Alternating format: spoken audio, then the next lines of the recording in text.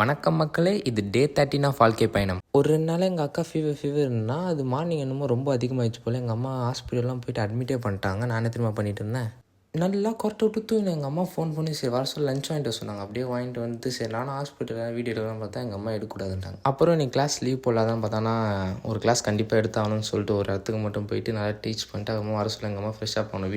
வீட்டுக்கு போனோடனே தெரியுது எங்கள் அண்ணில் நண்பர் இருக்கார், மேலே இருந்து கீழே விட்டார் போல்.